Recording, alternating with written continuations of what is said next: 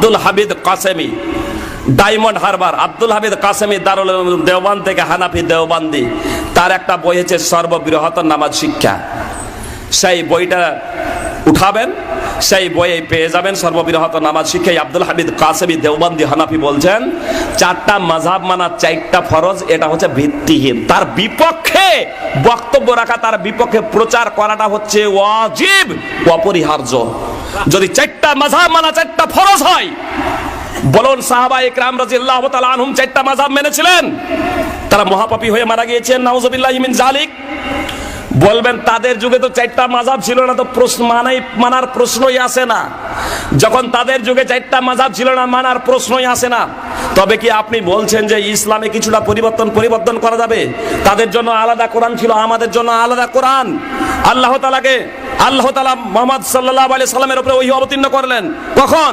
যখন মুশরিকরা বলেছিল ইতি বি কুরআনিন গায়রি হাদা, মুহাম্মদ সাল্লাল্লাহু আলাইহি সাল্লাম এই কোরআন বাদ দিয়ে অন্য একখানা কোরআন নিয়ে আসুন। ইতি বি কুরআনিন, একখানা কোরআন নিয়ে আসুন।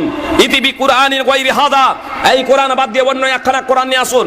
আও বাদদিল, নতুবা এই কোরআনে কিছুটা পরিবর্তন করে দিন, আমাদের ইচ্ছা আকাঙ্ক্ষা অনুযায়ী পরিবর্তন করে দিন। মুহাম্মদ সাল্লাল্লাহু আলাইহি সাল্লাম নীরবতা অবলম্বন করলেন, এই কোরআন বাদ দিয়ে অন্য একখানা কোরআন চাই, নতুবা এই কোরআনে কিছু পরিবর্তন চাই। আল্লাহ তাআলা আরশ সমাসীন, তিনি ওহী অবতীর্ণ করলেন, কুল মা ইয়াকুনু লি আন উবাদদিলাহু মিন তিলকাই নাফসি। মুহাম্মদ সাল্লাল্লাহু আলাইহি সাল্লাম তুমি ঘোষণা করে দাও, এই কোরআন বাদ দিয়ে অন্য কোরআন নিয়ে আসা তো দূরে থাক, এই পবিত্র কোরআনের মাঝে আমি বিন্দু মাত্র পরিবর্তন করতে পারি না। ইন আত্তাবিউ ইল্লা মা ইউহা ইলাই, আল্লাহ তাআলার পক্ষ থেকে যা ওহী হয় একমাত্র তারই অনুসরণ করি আমি। সূরা ইউনূস সূরা নম্বর 10 আয়াত নম্বর 15। তো সাহাবায়ে কেরামদের যুগে চারটা মাযহাব ছিল না, ইমামদের যুগে চারটা মাযহাব ছিল না, আর আজকে আমি চারটা মাযহাব তৈরি করে বলছি চারটা মাযহাব মানা চারটা ফরজ। আল্লাহ তাআলা এবার কি বলছেন শুনুন, এটা শিরক কি শিরক নয়। আমলাহুম শুরাকাউ শারাউ লাহুম মিনাদ দীনি মা লাম ইয়াযাম বিহিল্লাহ, সূরা নম্বর 42 আয়াত নম্বর 21। আল্লাহ তাআলা বলছেন তাদের জন্য কি অংশীদার রয়েছে যারা তাদের জন্য এই ধরনের বিধান রচনা করেছে যার নির্দেশ আল্লাহ তাআলা দেননি।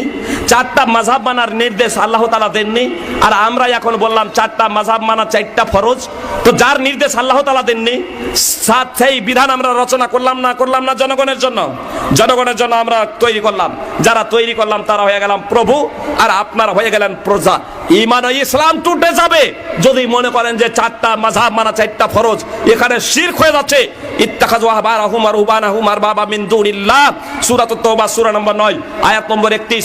এর ব্যাখ্যা যদি মনে করেন বাংলাতে হয়ে গেছে আহসানুল বায়ানের অনুবাদ, ব্যাখ্যা ও বিশ্লেষণ যারা বাংলা ভাষাভাষী তারাও পড়তে পারবেন। আহসানুল বায়ান আলহামদুলিল্লাহ বাংলায় চলে এসেছে, আর উর্দুতে আছে, ইংরেজিতে আছে।